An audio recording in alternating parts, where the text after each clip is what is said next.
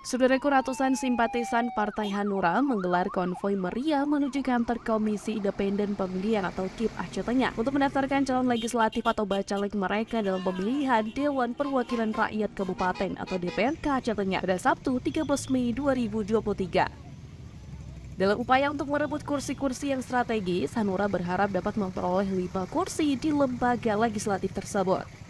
Dalam konvoi penuh semangat, simpatisan Hanura dari berbagai wilayah di Aceh Tengah berkumpul membawa spanduk, bendera, dan atribut partai. Mereka mengendarai kendaraan pribadi, motor, dan mobil yang dihiasi dengan ornamen Partai Hanura. Konvoi ini juga disertai dengan pengawalan ketat dari petugas keamanan demi menjaga kelancaran jalannya kegiatan.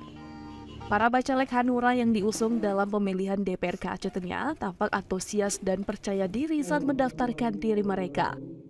Mereka memiliki latar belakang yang beragam, termasuk tokoh masyarakat, seniman, pemuda, dan profesional di berbagai bidang. Bacalek Hanura bertekad untuk mewakili aspirasi masyarakat Aceh Tengah dengan memperjuangkan pembangunan yang inklusif, peningkatan kualitas pendidikan, pariwisata, dan pemberdayaan ekonomi, serta perlindungan lingkungan. Partai Hanura sendiri telah menunjukkan komitmennya dalam memperkuat basis politiknya di Aceh Tengah. Melalui konvoi besar-besaran ini, partai tersebut berusaha untuk mendapatkan dukungan publik yang lebih luas. Hanura optimis bahwa mereka memiliki program dan visi yang kuat untuk memenangkan kursi di DPRK Aceh Tengah. Sementara itu, Ketua DPC Hanura Abadi Ayus menjelaskan bahwa pihaknya mengedepankan politik ramah dan santun. Ia juga menolak keras adanya money politik, termasuk money politik adalah pembodohan kepada masyarakat.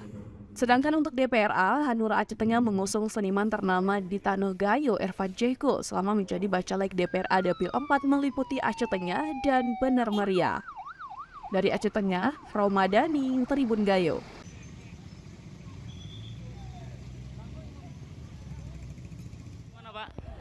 Insya Allah kami ada beberapa program yang kami luncurkan nanti secara politik santun yang kami sampaikan kepada masyarakat, karena sekarang kita harus menghadapi masyarakat dengan politik santun. Jadi dengan hati nurani kita untuk menghadapi masyarakat, mengambil hati masyarakat itu, bagaimana cara masyarakat itu simpatisan terhadap kami semua pada kader-kader bacalek Hanura di Kabupaten Aceh Tengah.